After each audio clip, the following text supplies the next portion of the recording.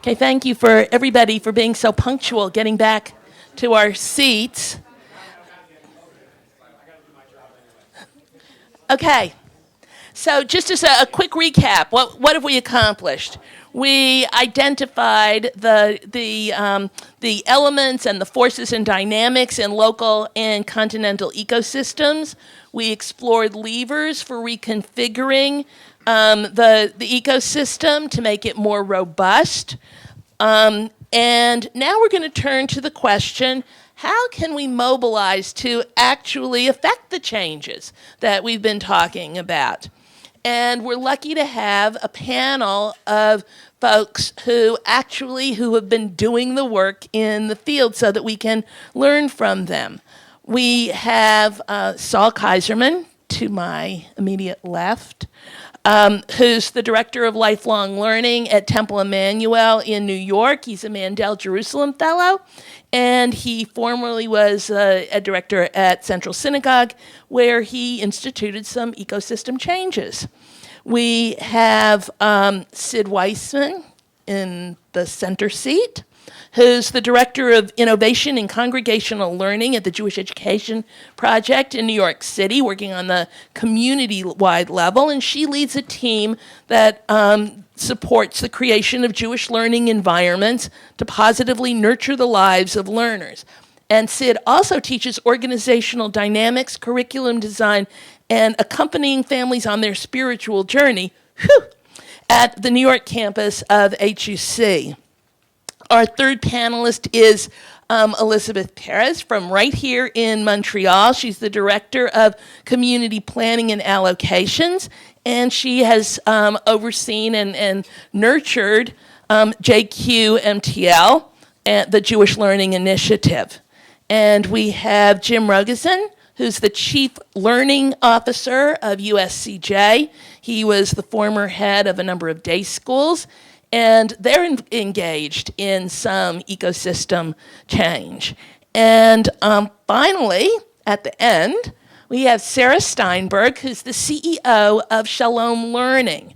She has more than 30 years' experience on the higher education leadership level, especially in strategic marketing and implementation and business planning. She worked at Johns Hopkins for nearly 20 years, and most recently as the provost for student affairs, and she's the adult education chair at her synagogue. So we have people with a broad range of approaches, and what we're going to do, I spoke earlier about that movie Cosmic Zoom. We're going to start by focusing in on the institutional level, and then we're going to zoom back to the community, to the continental, and then really look at the entrepreneurial world as well. So I'm going to start with a question. I'm going to ask each of you to respond, and then we will have more of a conversation. As I said, each of you has been involved in efforts to reconfigure your ecosystem. Now, from your perch in the community, on the continental level, in the for-profit world, I'd like each of you to please share what it is that you've been doing about your work, how you're doing it, and what levers you've been pressing or pulling. So we'll start with Saul. Thank you, Leora. I'm going to speak about a program that we did with our 7th graders at Temple Emanu-El called Mitzvah Corps, that I think is illustrative of the kind of changes that we're talking about. And the first thing I want to do is give credit to Danny Mishkin, our coordinator of youth learning and engagement, who is really the person behind this idea. So with our 7th grade, we had problems that were similar to those that are faced by other congregational schools, a decrease in attendance over the course of the 7th grade year from the start to the conclusion. And the sorts of things that pointed out to us were what the students really found relevant changed once they became a bar bat mitzvah. Before that, their interest in Hebrew was, I want to get as much practice so that when I walk up and I'm on the bima, I feel confident. And as soon as that date passed, they were like, why would we possibly be interested in doing this any longer? It's done. So And another issue was that for seventh graders, the scheduling was becoming an incredibly complicated a matter that they had difficulty finding the time to commit to be present in the school setting. So the way that Mitzvah Corps was set up to work, we broke the year into units, 7 units over the course of the year, and each unit was divided into 3 sessions: a learning session, an action session, and a reflection session. In the learning session, the students would learn about a cause or a mitzvah Corps, that stemmed from Jewish values, that studied texts related to it, and about an agency locally in New York City that worked to respond to that issue.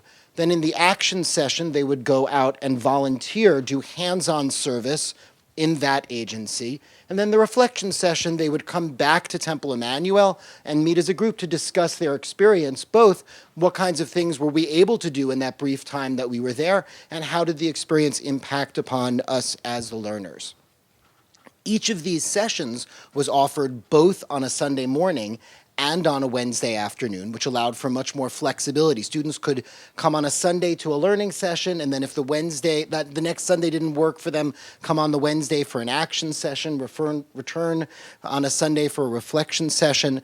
And because we didn't say there's a mandatory attendance requirement, but rather, if you complete a certain number of units, 18 sessions in total, you'll become a mitzvah messenger. We incentivized attendance even if it was somewhat sporadic over the course of the year, so that students might say, I can come for the fall, can't actually come in the winter because of sports commitments, but then will come back in the spring in order to finish up my 18 points and become a mitzvah messenger. And those students then got to vote together on what would be the single agency that they would all volunteer in together as 8th graders. So the students who had had the most exposure to the largest number of different agencies then got to be the ones to decide which one will we be focusing on in a more consistent way. So along with kind of responding to the problems in schedule structuring and incentivizing kids to keep coming back, I think a key component was that originally we offered this as an alternative to our regular 7th grade program. You could do this instead of our regular 7th grade classroom experience, or you could do it as an add-on, like in addition to it.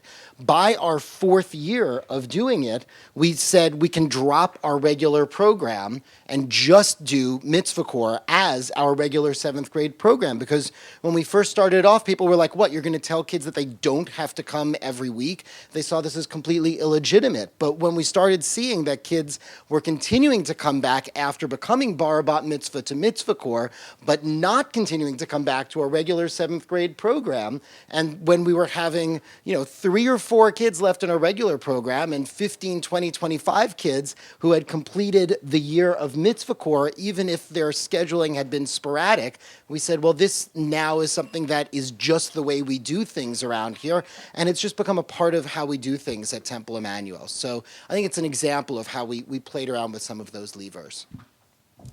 That's great. So Sid, let's bump up to the community level.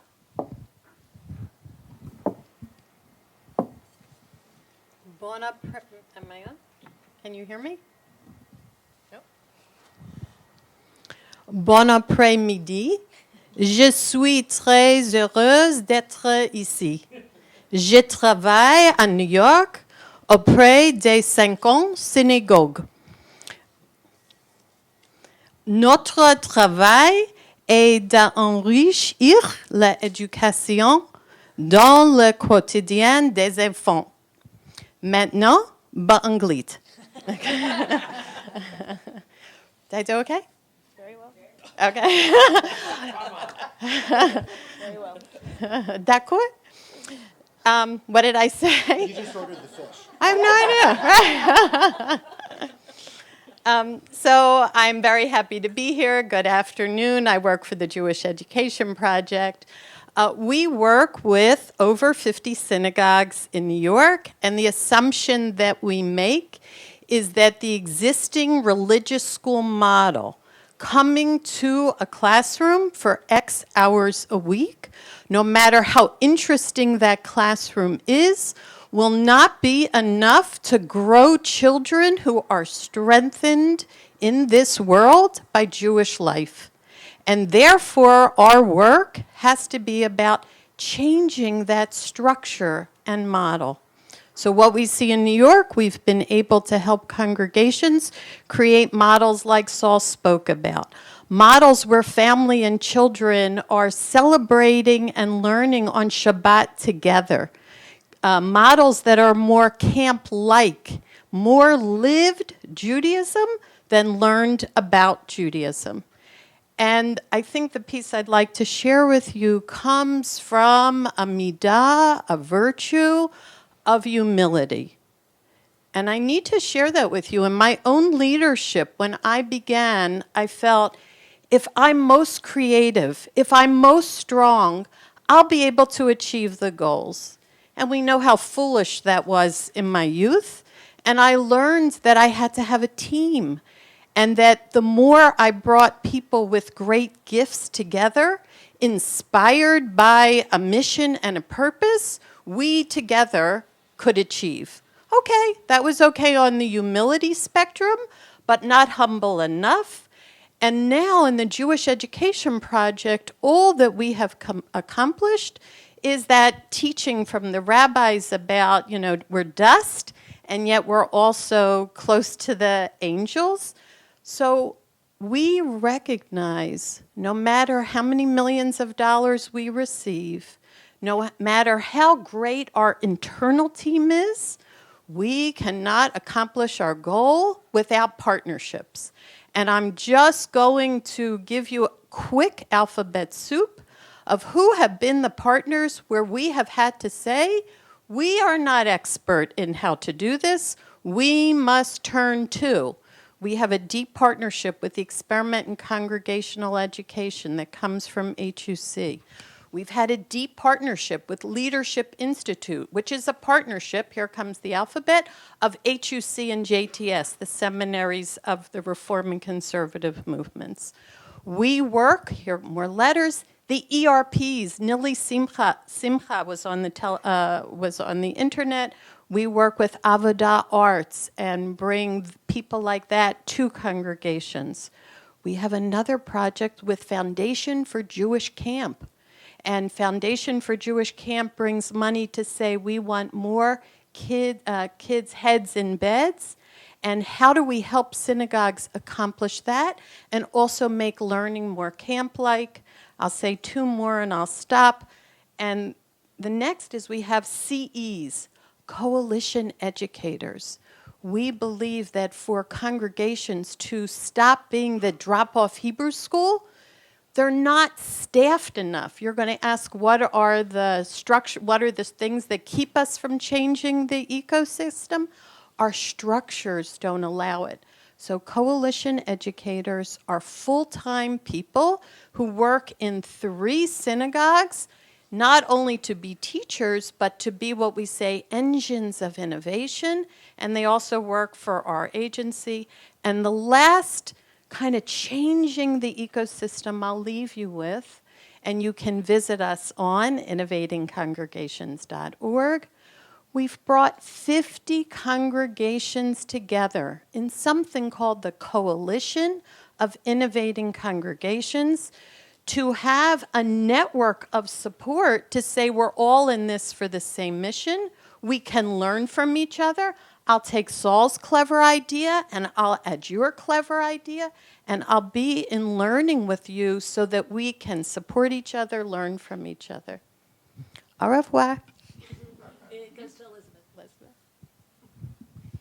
So I'm going to talk to you a little bit about the Federation CJ and where the JQ Montreal initiative, which is actually a co-sponsor for today. We were lucky enough to have the Claudine and Stephen Bronfman Family Foundation act as a supporter, a big financial supporter to the initiative. So that's what kickstarted it.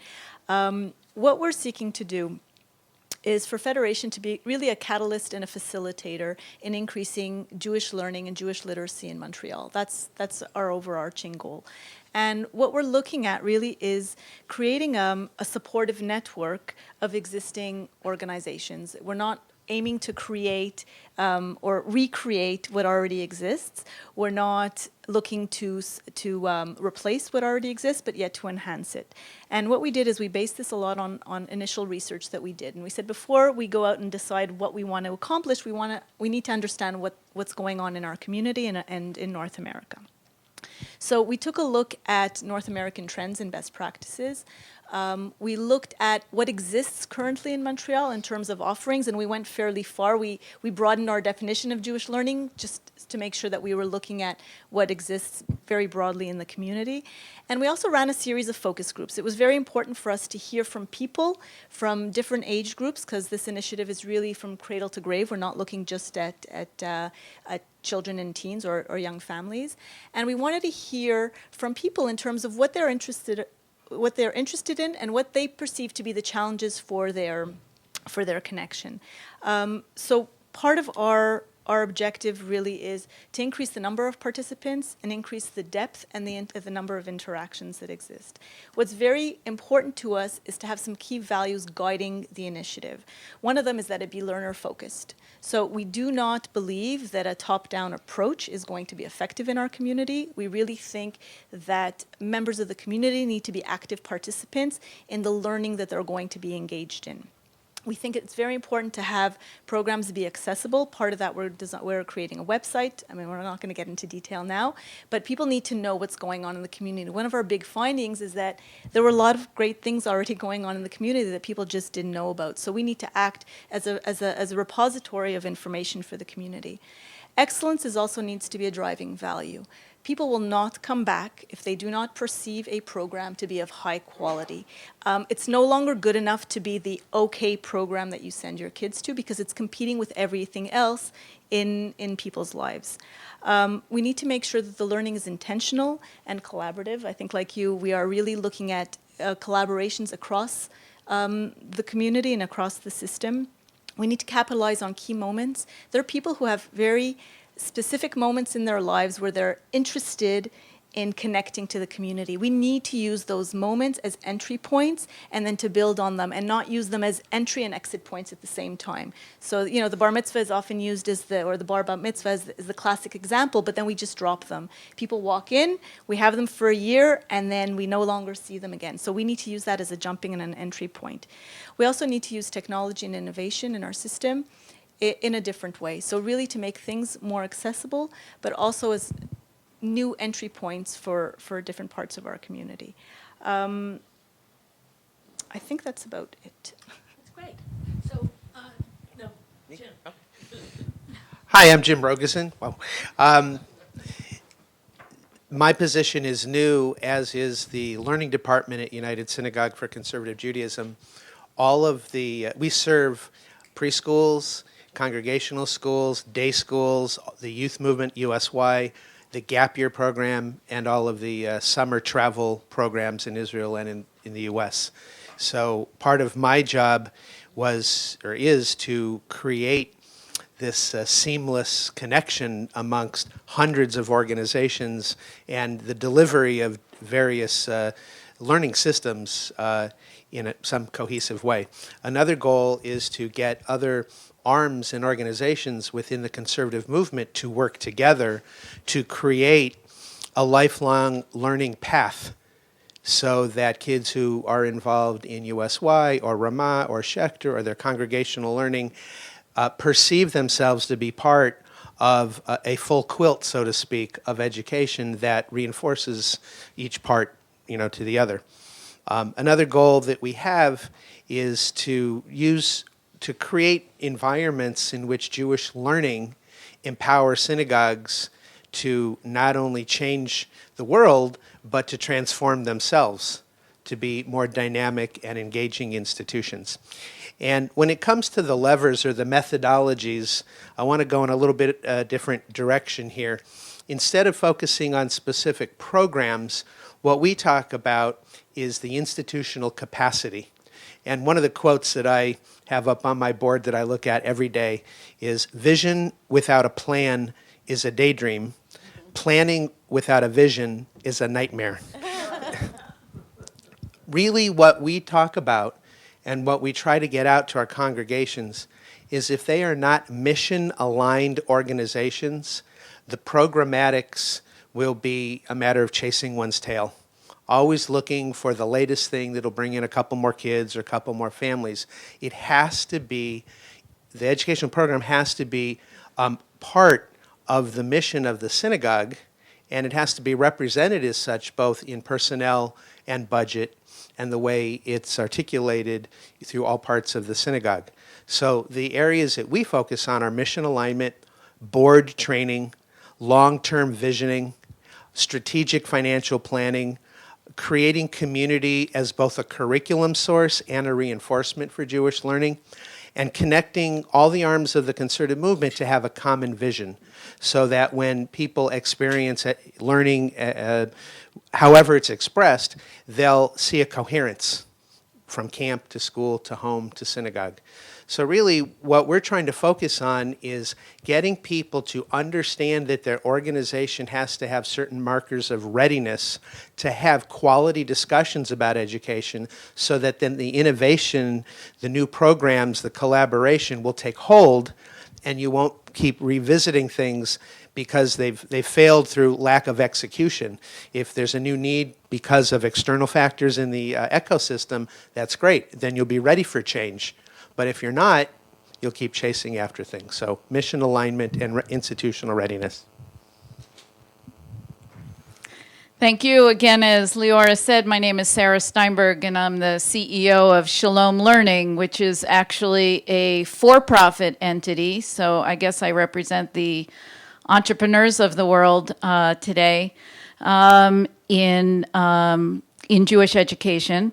And what we do is we have a blended learning program that combines technology, curriculum, and teacher resources. But what I'd like to talk about for just a minute is a question that I think is a broader question that came to me as I came into this world from higher education and also from the business area. And that would be, in higher education, we're talking a lot about the return on education. And the common way of thinking about that right now is that the return on education is a job. It's just as simple as that. Of course, it's not as simple as that, but that's how it's being described, and people are grabbing a hold of it. What's the return on a Jewish education?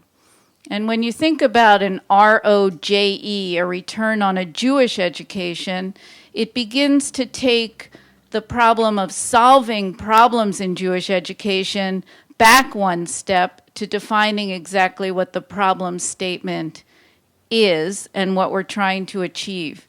So at ShalomLearning, we think a lot about engagement. We think about lifelong learning. We think about Jewish literacy, and frankly, we think about everything that all the people at the table have already talked about. And when I think about the levers that we're using to stay with the theme of the ecosystem, there are three of them that come right to mind. We're adding technology and curriculum to the mix. We are subtracting time and space from the mix. In other words, with technology, you don't have to be in a particular space or a particular time. And we're combining parents and children because part of our curriculum has a required chavara experience where the children and the parents come together with the educational directors or the teachers at least once a month to focus on the value that's being focused in that particular month in our curriculum. So for us, that's how we're doing it, but I hope that also what we talk about on this panel is what we think we're trying to achieve in terms of a return on our Jewish education.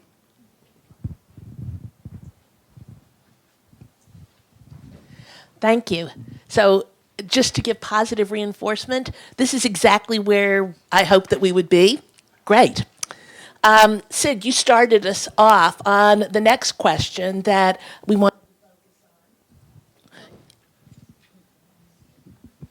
You mentioned the challenge of staffing change, not change in staffing, but having the appropriate staff to implement change, having enough, having people with the right kinds of skills and abilities and support. So I want to open it up to the rest of the panel. What are some of the challenges that you've encountered? Sid talked about the placement of the coalition educators. What are you doing to address the challenges? And you'll still get a chance for more challenges. So we're still at our infancy, so we're just thinking about the challenges. We haven't necessarily addressed them. One of the challenges, though, in talking about what the Jewish learning is the sense of competing with the Jewish day schools. And that's a challenge that is underneath and on top of a lot of the discussions that take place. Because for us, this is about lifelong Jewish learning, and there's an underlying fear that if you create great programming outside of Jewish day schools, that it'll draw families away.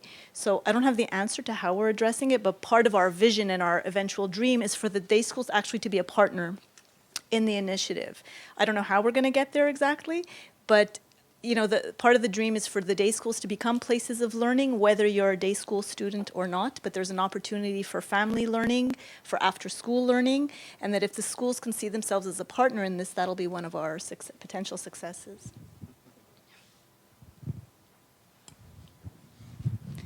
One of the things that we do at ShalomLearning is that we partner with synagogues to enhance the education programs. And the problem that we're facing right now is identifying who the decision makers are in the synagogues. And it's different in every synagogue. And one of the things that I would love to see is the possibility of empowering people to make decisions who might be in positions that aren't necessarily the traditional place where the decision to do something different in the synagogue might be.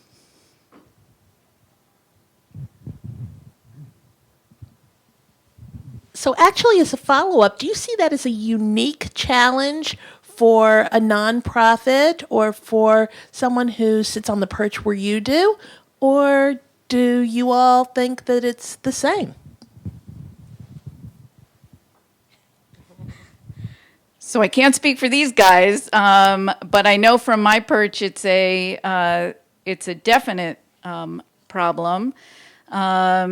Not only is it time-consuming for us, we're in a business, we're trying to move decisions forward, so just to get to the practical side of things, but I actually think it's a problem for the organizations that we're trying to partner with, because it's not clear to them. In my experience, it's not clear to them always who has the veto power and where the actual decision-making rests. Well, so I can relate to that as an organization where our field consultants are asked on a daily basis, should we buy that program? Should we do this program? Will it work? Will it not work? And just as Sarah pointed out, they're often trying to make these decisions off in the school wing on their own, and they have a lot of concerns. What will parents say? What will the board say? Can we afford it? Do they really back this? Is there pressure to change for change's sake so that we'll be competitive and innovative? Does it align with my goals? And I go back to what I said before, that sense of who's in, not just who's in charge, but what's the mission? And therefore, when decision making happens, you don't worry as much about the authority as opposed to the alignment. Does it match what you're about? Then it's not about the who, it's about what we're trying to accomplish. So when people call and say, should we use ShalomLearning, for instance, we say, yeah, we think you should take a look, but tell us how you go about making these decisions, and then you'll find out, and you'll be able to engage with them better. I'd love to speak to mission and goal, and to just share my personal view. that we've made a very large mistake when we talk about our work is to help people on their Jewish journey. And a hush came over the room. And I think the problem with it is that we are bifurcating human beings. And I'd like to say that in my own perspective, our work is to help young people grow to have purpose and meaning, to be strong and resilient, to have joy, so for themselves and to help the rest of the world. And Judaism is their well. It's their birthright. I know someone took that title. It's their birthright that they don't have, you don't have to go to a therapist and you don't have to get your advice online. Actually, being part of Judaism is in service of it. And to me, when our goal is not, I teach at HUC and I used to say to the students, I'm going to say something, but don't repeat it because I'll be fired. The mission of synagogues is not Torah, Avodah, and Gemilut Chasadim, because who is knocking on your door asking, I want another piece of Torah. Where do I get the Avodah? So to me, our purpose and our mission is to speak to your life question, to speak to your yearning, to be connected, to be known and seen. And the richness of Judaism speaks to that. So for me personally, my pulpit is really about quotidien.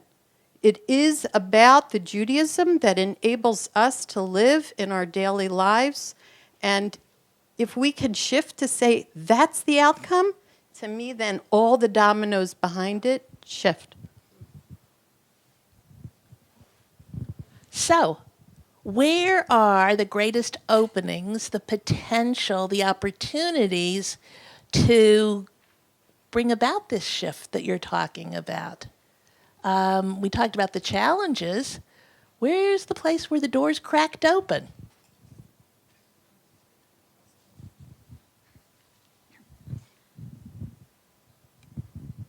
I'll just throw it out there. I think the biggest opportunity is with the teachers.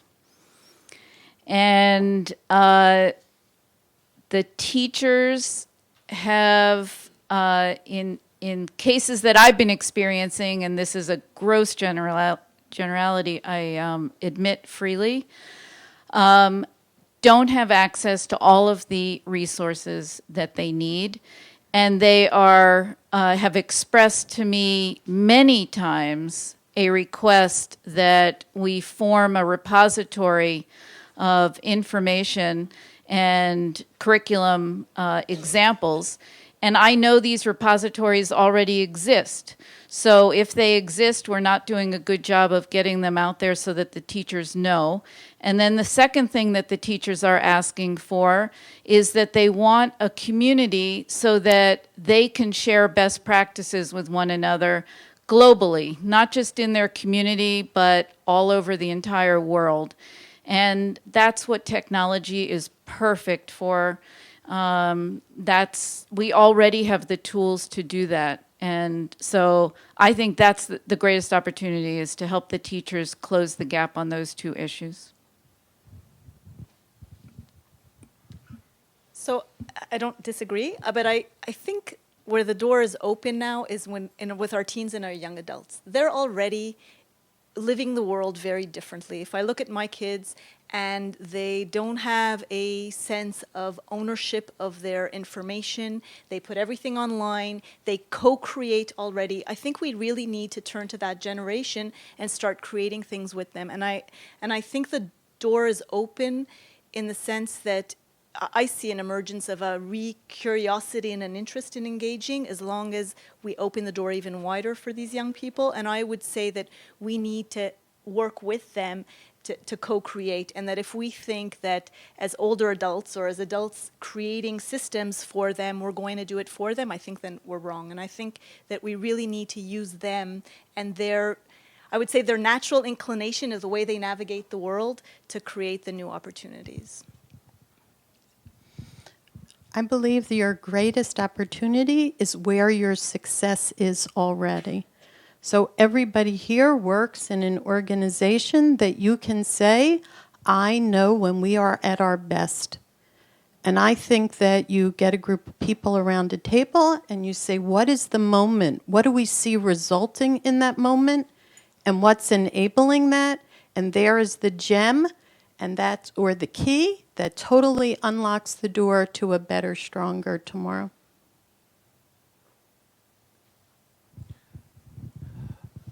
I wasn't going to say this, but because you've already hit that, so I had to think of something to say. So I want to say something about rabbis. I think the nature of education for rabbinical students needs to anticipate what life will be like in congregations, whether it's the journeys that people are going on at different times of their life, what an institution could look like that would encourage and empower those kind of journeys, and what the relationship is between rabbis and congregants that encourage them to do, not only go on their journeys and find the return on Jewish investment for them, but to not rely on the rabbi as the person who does it for them or instead of them. And I think that's a huge paradigm shift that has to happen, is rabbis need to, and they need to be freed up by their boards to fulfill that sense of mission as well. So here's the biggie, and I promised you I was going to ask this. You talked about a number of levers. You've talked about the ways that you're using different strategies to introduce support change. We've highlighted where some of the current stumbling blocks are and how you're overcoming them. But I've fallen into the trap of still thinking kind of on the institutional level, on the community level, national, entrepreneurial. So now could we really zoom out and think about what are some possible steps now that we have this brain trust in the room to think about fostering greater collaboration and coordination of activity locally, continentally, beyond that, and between local communities and continental infrastructures. How can we build that kind of a network of change makers in order to be able to work together productively? Well, I think I might respond to that question with, can we actually build that network of change makers? And I want to think of this in two different levels, because I think that on the ground for the practitioners, I think it's happening, at least in New York City, in a very real way right now. And I think we can point to a lot of reasons why it's happening on the level of the teachers, the educators, the people on the ground. We go to the same conferences. We were trained in the same institutions. We grew up going to the same summer camps. We are involved in our 20s with organizations like Teva or Avodah or Wexner or Leadership Institute. We go abroad to Israel and we study in Hebrew University or Pardes. So we all know each other and we're kind of a chevre and we're glad to see one another and we enjoy those occasions to get together, and it comes naturally to us to want to hear each other's ideas and share them, and we like each other. And also, you know, Jewish educators, it's a particularly boring group of people. Who are we going to get a drink with if not each other? But I think when we're talking on the institutional level, there's still a great deal of anxiety, especially around funding and resources once we start thinking about collaboration. And I think there's very much still a zero-sum game kind of thinking in play of, if this is my member, then that person can't be your member. And if we're competing for the same funding, either you're going to get it or I'm going to get it. And there isn't really a sense of, so what's the add-on value that we actually are going to get? What's the benefit if we're both doing this together side by side? If we're publishing a textbook, then why do we want to see your textbook succeed? If I'm running, ShalomLearning, why would I want to start supporting some other distance learning opportunity? And I think that that's a question that we really need to grapple with in terms of how do we all get the benefit of working together. And I'll just suggest that I think that you're right in terms, Elizabeth, of this co-creation that's happening among young people. The sociologist Dana Boyd had an article recently in which she looked at teens and geeks, like techies. I don't know if you saw this, and how people who work at like internet startups, they don't actually have their own office space. So they sit in these big open spaces with everybody sort of at different booths. And like, so each of us might be working for a different internet startup, and they will share actual like programming ideas, like code, with one another very comfortably, because they know that in another 2 years, your startup may have succeeded and mine may have failed, and I may be working for you in another 2 years. And so they know that there's a fluidity. And I think that when we're talking on the professional level, there's a similar sort of fluidity. The teachers who are teaching, in your after-school program on Tuesdays are teaching in my after-school program on Thursdays, and in your summer camp in the summer. And so there's a sense that, we all know each other on the practitioner level, and we want to see each other succeed. I think that I really have a question. Once we're talking about the institutional or organizational level, will they follow the same sort of lead of the tech startups and say, yes, there is a value in sharing code with one another, even if in the end what it means is you're using my code to succeed and my company falls apart?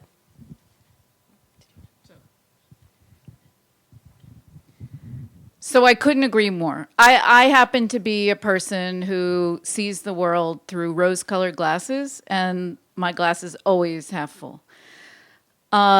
There's a term that, in addition to, I hope you'll remember ROJE, I hope you'll also remember coopetition. Coopetition means that all boats rise. There isn't one program that will be the solution. Every learner is different, every student is different, and everybody has a different objective for what they are looking for. And a different goal, frankly. In my view, anyway. So if you take that as the case, then there is room for plenty of ideas, because there need to be plenty of opportunities for people to choose from. And if we all focus on having the best opportunities and the best programs out there, then all the boats will rise. And that's how I feel. Saul alluded to this. I think the number one thing we need to do is invest in a lot of tequila and get people around the table, and I think some of the barriers will go down. But seriously, I'm a big believer in data-driven decision-making, and I think that we haven't appealed to some of our funding partners in a way that they understand about the importance of collaboration. And one of the things that the day school world has done very well, and they had the private school world to lead the way, is benchmarking. And not just things like what the expenditure is per student for this, that, or the other thing, or teacher-student ratio, but some of the core values and cultural issues that are embedded in school life that you can measure. And Douglas Reeves, who's a guru of measurement, said you measure the things you care about. If collaboration is one of those things, what would it look like? How do you embed it in the life of an organization? How do you monitor it, and how do you value it and celebrate those successes? And it's not just about how many kids you have in this school. It's what's it like being an educator or a rabbi in this school or in this synagogue. And if you care about collaboration, you measure it, you program it, you celebrate it. I'm glad you said that, because I was actually thinking, I'm taking it from the perspective of a funder, and I think funders and federations, because we're still in a federated world, need to actually fund collaboration, because we often pay lip service to it, and we don't actually intentionally fund collaboration and say we believe there's an inherent value in it, and in putting partners together we think that the whole will be greater than the sum of the parts. The other thing I think that needs to happen to build a network is we have to give up some kind of control. I think as communities we're very risk adverse. and we're very into controlling the outcomes. And I think we need to have some margin of error. I think we need to allow some flexibility, some testing of ideas, even though they might fail, celebrating our failures. I don't think it's a bad thing in the Jewish world. I think it's a good thing. And really understanding that we might not see the results of our labors immediately. So, and I agree that we need to test things, but at the same time, we need to understand that you don't always see the results of what we do because they might be happening somewhere else that you just kind of planted a seed. So in New York, when I came 9 years ago, congregations did not speak to each other and learn from each other. That was the culture. Today, these 50 congregations learn from each other, gather together. So you have to say kind of what's changed. So I think one piece is there's just this big cloud that maybe is full of sunshine that's coming, that's changing how we understand the world. And that's the network approach. We can talk until whatever. The way we live in the world, the way we are in this world connecting is through networks. But the truth is that these congregations have also needed a tremendous amount of support to help them learn to work in an entirely different way. And if I tell you, just as an example, when we had this idea, congregations with similar issues would come together and discuss and learn from each other. What did we learn? People didn't know how to do that. They didn't know how to tell their story in a way that you could understand and grow from it. They didn't know how to listen to each other. To say that you, at the most basic level, have to help people, that I'm sharing my need and my question in a way that isn't bragging, but rather is true discovery. So somewhere, I think we need to lay out what are the continua of skills. Yes, we have this big idea, but there really is a developmental approach if we're going to be able to do that. And of course, the way to do that is to learn from the successes that we have. So I want to thank the panel. I also want to let you know that you don't have to now be quiet because we're opening it to everybody else. You can hop into the conversation again. But they think about them as the first respondents. And so now let's open it up to those in the room and those in the bigger virtual room. What would it take? What are the challenges that need to be overcome? And what would it take to create this network that everybody here has been talking about so eloquently?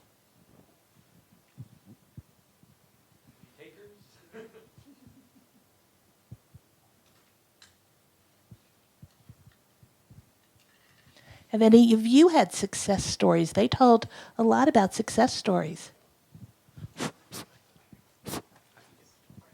Okay, I think one of the issues is territoriality, that people want to own ownership, and I think the institutions or all the partners have to be open to working with one another and not say, this is mine, no, this is mine.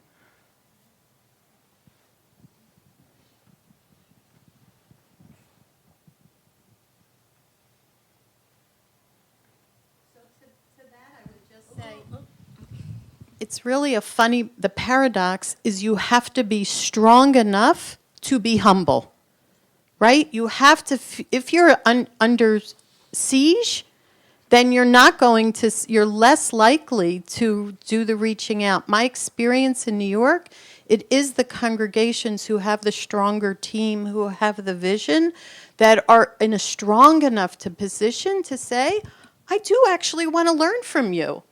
I don't need to feel like by asking for your ideas or your insight that makes me less. So how do you feel both strong enough to be vulnerable? It's good advice for a relationship, too. We could talk about that. So I want to toot the horn, though, of Sid and the group that she works with. And I think it came out a little bit in this conversation earlier, certainly in the case studies, that this is hard work, and that sometimes it's necessary to make safe space for those conversations to happen, and for there to be scaffolding, and for there to be very successful, almost group therapists, to be able to help people have the conversation, to feel strong and empowered enough to be able to put it forth and to make it, as I said, safe space to be able to talk about these things without it reflecting badly on them. Which means then that on the institutional level, on the community level, on the continental level, and with supports from the outside, and also actually brilliant ideas kind of popping in to push us, that's what it takes. And the question is, how can we continue this conversation even more deeply and with more people in order to be able to make that happen?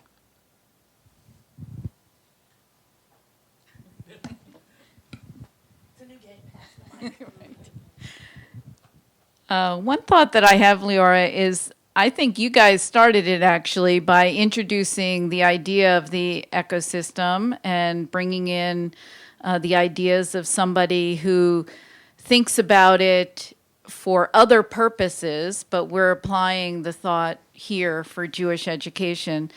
I think the idea is that what we're talking about today and have been talking about, this isn't new. Other people have thought about it. They might have thought about it, as Saul said, for tech startups or something.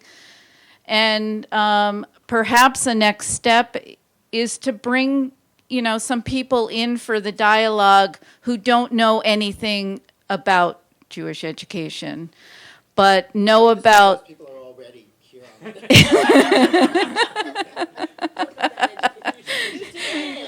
Right. You mean that wasn't why we invited the panel? And they know about the other. It's like... Right. But anyway, I think there are change agents out there that we can learn from. I found with the technology question that we often, I'm in conversations where we're questioning things about using technology to enhance education that have been asked for decades already. And we probably could take a leap ahead just by listening to some of the experts out there. I would recommend and celebrate the fact that if you walked into most middle school classrooms in good schools, you'll see the kind of behavior, the kind of living, this way of engaging with people. And the good news is they'll grow up, and if they're engaged in the Jewish community and they're in leadership positions, they'll already know how to do this. So maybe sometimes we need to look to our own kids to find out what we need to do to grow up. I just want to add to this idea of like looking to the learners and their questions and their needs and say, I think that there are plenty of 30, 40, and 50-year-olds who also feel the same way, that in the entire history of their Jewish involvement, no one has ever asked them what they want, what they're interested in, what they think about things, and when they've tried to just be themselves in a Jewish context, they've been told, can you please tone it down in one way or another? And I think that it's safe for us to talk about high school students and 20-somethings, and it's threatening for us to talk about 30, 40, 50-year-olds in that way, because they're us. And I think that we need to remember that there are many people who are our peers who also feel still alienated by Jewish life and Jewish education, because we are not opening up to them the same possibilities that we're opening up to young people who we feel much safer with because they're our children and our grandchildren.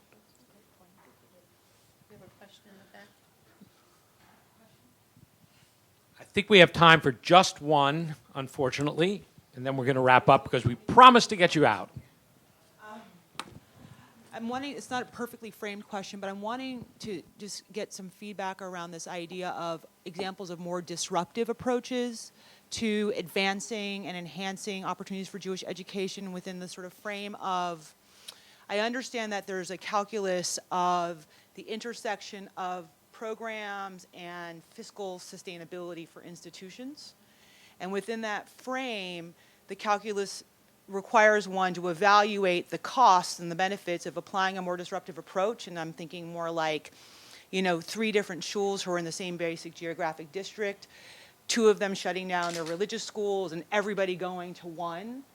And I understand that the evaluation has to incorporate this idea of losing membership, But given that membership isn't so robust anyway, and I don't mean that in a pejorative way, but just given that, the institutions are already having sagging and lagging membership, and so the fiscal model is already broken, are there examples that incorporate more disruptive approaches that are also sustainable both in terms of content and institutional survival? I don't know if anybody wants to tackle that one. Did you? Who's trying to answer it next Thursday, I believe, next Wednesday or Thursday? Oh. Is Synergy, UJ Federation, is hosting a whole day looking at the financial implications, the business models aligned to new missions. So that actually is being live streamed. So if you want, it's Synergy, UJ Federation, that might... N-E-R-G-Y. No, it's next week. I'm on that panel. Today was dress rehearsal. And I love the rhymes that come out of Montreal. That's great. Thank you. We promised that we would get people out because there are flights that some of our folks from out of town need to make. So I want to begin by thanking the panel. Obviously, we could go on for a while. There's a lot more to be said and a lot of good questions out there. And hopefully that will serve as a spur and a catalyst for other such convenings and other such conversations. As Saul indicates, they are taking place, but they're not always accessible to all of us. And one of our challenges, I think, is to think about who would want to be involved in these kinds of conversations. Today, we have a lot of professionals in this room, but we know that there are parents, and there are students, and there are funders, and there are lay leaders who also need to be part of this conversation. And I think with the right kinds of invitations and opportunities can be part of these conversations and can contribute enormously. We've already heard about the people from whom we can learn, who may not be part of our world, but who have much to teach us. So hopefully this is just the beginning. When we began, as Leora indicated, this series of convenings this winter and spring, we did it not out of a sense that there was imminent catastrophe or a sense that we were dealing with a failed Jewish education system, but rather, I think in the spirit that we've heard today, that there is so much good that is happening that we really need to begin to publicize it, to make it visible, and to build on it. And that's what we've tried to do over these last 3 convenings. And I think I go away certainly feeling that we have amply proven the case that we made at the beginning, that this is a system in dramatic transformation, that there are wonderful people doing wonderful things, and that if we can begin to come together as a group, we can take those things and make them even greater. I want to thank our hosts here at Federation CJA, and I'm going to turn it over to Steve in a second to distribute some evaluation things. Yeah. You'll give them out. Please do take one and fill it out before you leave. I want to thank all of the co-sponsors who've been part of this, and I especially want to thank our partners at the Jewish Education Project who have worked with us and really initiated in many ways the Jewish Futures endeavor. For those of you who are interested, there is a Jewish Futures Conference also coming up in New York on June 4th, and David Breifman would kill me if I didn't mention that that too will be available for those of you up here in Montreal or Toronto or elsewhere who are away from New York. That too will be available online. We would love to see more people there in person.